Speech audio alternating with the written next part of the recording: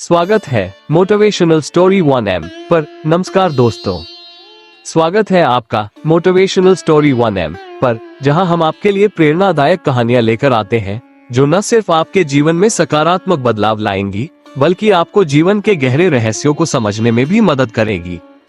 आज हम लेकर आए हैं एक खास कहानी, ईशा और श्री कृष्ण की शिक्षा, जो आपको बताएगी कि असली सुख क्या है, भाग्य और कर्म का असली रहस्य क्या है और कैसे हम अपने जीवन को बेहतर बना सकते हैं। तो चलिए इस अद्भुत यात्रा की शुरुआत करते हैं। अब यहाँ से कहानी शुरू होगी। द्वारका नगरी के एक कोने में एक युवा लड़की ईशा रहती थी। वो बचपन से ही बहुत जिज्ञासु थी। उसके मन में अनगिनत प्रश्न उठते थे। जीवन का उद्देश्य क्या है, भाग्य और कर्म में क्या संबंध है, असली सुख क्या है, लेकिन उसे इन प्रश्नों का कोई उत्तर नहीं मिल पाता था। एक दिन वो सुनती है कि द्वारका में स्वयं भगवान श्री कृष्ण निवास करते हैं, जो हर समस्या का समाधान जानते हैं। ईशा के मन में इच्छा जागी कि वह भी उनसे मिलकर अपने प्रश्नों का उत्तर पाए। द्वारका की यात्रा ईशा ने निश्चय किया कि वो श्री कृष्ण से मिलेगी, चाहे रास्ता कितना भी कठिन क्यों न हो। उसने अपनी यात्रा शुरू की।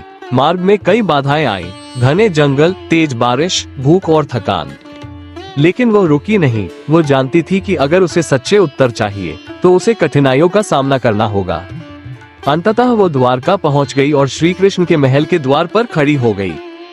पहरेदारों ने उसे रोका, लेकिन श्री कृष्ण पहले ही सब जान चुके थे। उन्होंने ईशा को अंदर बुलाया।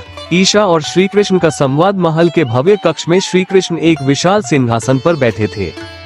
उनकी आंखों में अपार करुणा और ज्ञान झलक रहा था। शाह ने झुककर प्रणाम किया और पूछा, हे माधव, मैं सत्य की खोज में आई हूँ, कृपया मुझे जीवन का रहस्य बताइए। श्री कृष्ण मुस्कुराए और बोले, ईशा, तुमने जीवन का सबसे महत्वपूर्ण प्रश्न पूछा है, लेकिन क्या तुम इसके उत्तर के लिए तैयार हो? ईशा ने आत्मविश्वास से सिर हिलाया। श्री कृष्ण उठे, पास रखे एक कटोरे को जल से भरा और बोले, इस कटोरे को देखो, अगर मैं इसमें और जल डालूं तो क्या होगा? ईशा बोली, जल बह जाएगा, क्योंकि यह पहले से भरा हुआ है। श्री कृष्ण ने कहा, यही सत्य जानने का पहला नियम है। जब तक तुम्हारा मन पुरानी धारणाओं और व्यर्थ की चिंताओं से भरा होगा, तब तक नया ज्ञान उसमें समा नहीं सकता। पहले तुम्हें अपने विचारों को शुद्ध करना होगा। ईशा ने ये सुना और चुपचाप सोचने लगी। वह समझ गई कि सत्य को जानने के लिए पहले उसे अपने भीतर की सभी भ्रांतियों को दूर करना होगा, भाग्य बनाम कर्म। फिर ईशा ने दूसरा प्रश्न पूछा, प्रभु, लोग कहते हैं कि भाग्य पहले से तय होता है। अगर ऐसा है तो फिर कर्म करने का क्या लाभ? श्री कृष्ण ने पास में पड़ी मिट्टी उठाई और उसे एक दीपक के पास रख दिया। देखो ईशा, ये मिट्टी है। अगर इसे ऐसे ही छोड़ दिया जाए तो यह मिट्टी ही रहेगी, लेकिन अगर इसे कोई कुम्हार उठाए और अपनी मेहनत से एक सुंदर घड़ा बनाए तो यह मूल्यवान बन जाएगी। ठीक इसी तरह भाग्य वो मिट्टी है जो हमें जन्म के साथ मिलती है, लेकिन कर्म वो कुम्हार है जो उसे आकार देता है। तुम अपने भाग्य को अपनी मेहनत से बदल सकती हो। ईशा को अब समझ आ गया कि मनुष्य का भविष्य पहले से तय नहीं होता, बल्कि वह अपने कर्मों से उसे बनाता है। सच्चा सुख क्या है? फिर ईशा ने अंतिम प्रश्न किया, प्रभु, क्या धन, सत्ता और प्रसिद्धि से सच्चा सुख प्राप्त होता है? श्री कृष्ण मुस्कुराए और बोले, ईशा, आओ मेरे साथ। वो उसे एक बगीचे में ले गए। वहां सुंदर सुंदर फूल खिले थे। उन्होंने ईशा से पूछा, इनमें से सबसे सुंदर फूल कौन सा है? ईशा ने एक बड़ा और चमकता हुआ गुलाब देखा और बोली, ये सबसे सुंदर है। श्री कृष्ण ने गुलाब तोड़ा और उसे ईशा के हाथ में दे दिया। कुछ देर बाद गुलाब मुरझाने लगा। देखो ईशा, ये गुलाब जब तक पौधे पर था तब तक ये खिल रहा था, लेकिन जैसे ही इसे तोड़ा गया यह मुरझाने लगा। इसी तरह धन, सत्ता और प्रसिद्धि भी बाहर से सुंदर दिखते हैं, लेकिन जब वे जीवन का एकमात्र उद्देश्य बन जाते हैं तो वे अंततः दुख का कारण बनते हैं। सच्चा सुख बाहर की चीजों में नहीं, बल्कि भीतर की शांति में है। जब मनुष्य संतोष और प्रेम से भरा होता है, तभी वो सच्चा सुख प्राप्त कर सकता है। ईशा को मिला उत्तर।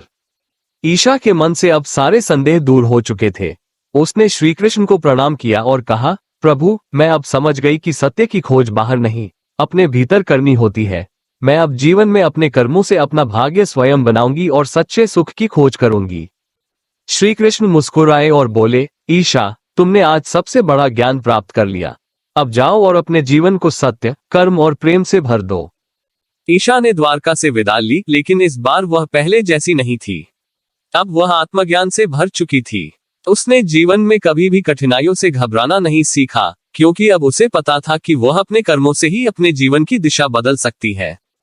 शिक्षा। 1. नया ज्ञान तभी मिलता है जब मन खुला हो। 2. भाग्य पहले से तय नहीं होता, कर्म उसे बदल सकता है। 3. सच्चा सुख बाहरी चीजों में नहीं, आंतरिक शांति में होता है।